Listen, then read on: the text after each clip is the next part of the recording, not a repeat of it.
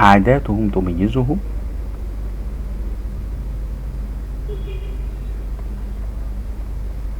شتاء دافئ وجميل.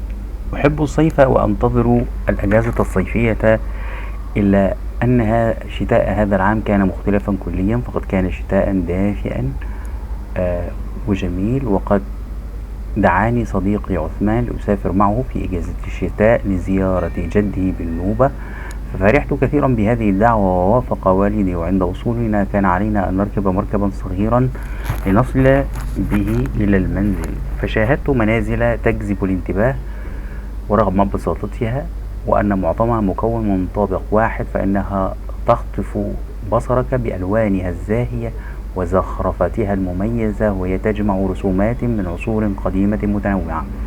وفي طريقنا النيلي مررنا بمتحف أبي سمبل، وكنت أود أن أنزل وأدخله، لكن صديقي قال أنه سيصطحبني غدا في جولة لنرى معالمه لأن الوقت لن يكفي. ومررنا أيضا بآثار عديدة تشعر من جمالها ودفء ملامحها أنك تحلم.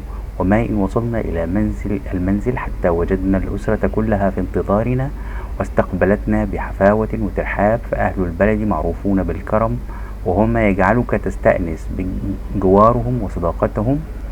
لكنني لم أفهم شيئا من كلامهم، والمضحك في الأمر أن جد عثمان ظل يقول لي رايجري رايجري، فهمس لي صديقي قائلا يا مهند إنه يسألك عن حالك. وبعد قليل أحضرت والدته الطعام، وقد كان شهيا رغم عدم معرفتي بالأصناف، لكن صديقي أخبرني بأننا تناولنا ويكا وكاشيد وعيش الدوكا، وهي من أشهر الأكلات لديهم.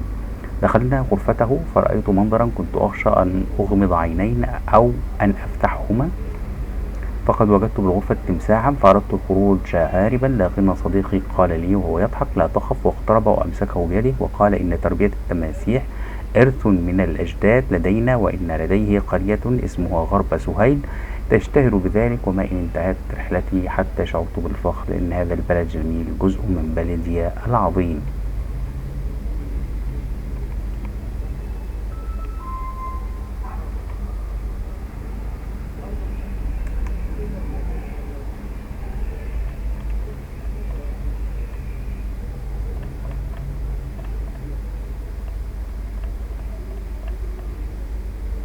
تجذب تشد، تختطف تشد وتجذب، الزاهية الصافية، زخرفتها، زينتها المميزة المتفردة، تجمع تضم، أود أتمنى، آه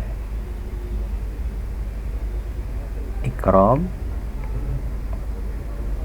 حفاوة، الإكرام، قول مرحبا بك، ترتاح إليه النفس، همس، تكلم بصوت خفي، شهي، لذيذ، الأصناف، الأنواع، أخشى، أخاف، أغمض، أغلق، كلمة مضادها مختلف متشابه، كلي، جزئي، دفء، برد، جمال، قبح، وافق، رفض، المفرد وجمعه، أجاز، أجازات، عام، أعوام، جد، أجداد، مركب، مراكب، طابق، طوابق، طرق، طريق، طرق، متحف، متاحف، جولة، جولات، الأسرة، الأسر، ألوان، مفردها لون، رسومات، رسمة، عصفور، عصر، معالم، معلم، آثار، أثر، تماسيح، تمساح. بما اتصف شتاء هذا العام عند مهند كان شتاء مختلفا كليا، فقد كان شتاء دفيئا وجميل. إلى ما دعا عثمان مهند، دعاه يسافر معه في إجازة الشتاء لزيارة جده. ما الذي ركبه الصديقان؟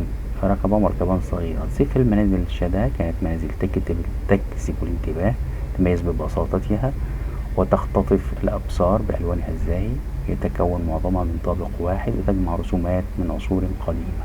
ما الأماكن التي مر بها الصديقان؟ المنازل المطلة على شاطئ النيل، متحف أبي سمبل، آثار عديدة تشعر من جمالها ودفء ملامحها أنك تحلم.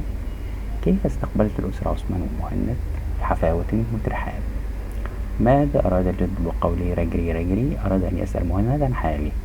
اذكر الأكلات التي تناولها أفراد الأسرة، ويكا وكاشيد وعيش الدوكا. ما المنظر المخيف الذي رآه مهند في الغرفة؟ تمساح. طمأن عثمان صديقه وأمسك التمساح بيده وأخبره بأن تربية التماسيح إرث من الأجداد.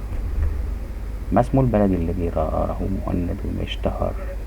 النوبة بأسوان، وتشتهر بالسد العالي وبحيرة ناصر ومعالمها السياحية الرائعة مثل معبد أبو سمبل ومعبد فيلة ومتحف النوبة. اذكر اللهجة التي يميل أهل أسوان لاستعمالها. بعض مفردات اللهجة النوبية، ومن مفرداتها راجي راجري ومعناها كيف حالك. كان شتاء مهند هذا العام شتاء دافئا وجميلا. صح. اعترض الأب على ذهاب مهند إلى أسوان. خطأ. من معالم أسوان السياحية متحف أبو سمبل. صح. قال الجد مهند رجري رجري ليسأله عن الطعام الذي يحبه. خطأ. حضارة مصر القديمة تجذب أنظار العالم. تجذب يعني تلفت. تؤدي خديجة شراء لعبة جديدة. تمنى، تود بمعنى تتمنى. تستأنس السائحة بمنظر البحر الرائع. تستأنس بمعنى تعجب. يخشى اللاعب من خسارة المباراة. يخاف. شاهد الطاووس بألوانه الزاهية الجميلة.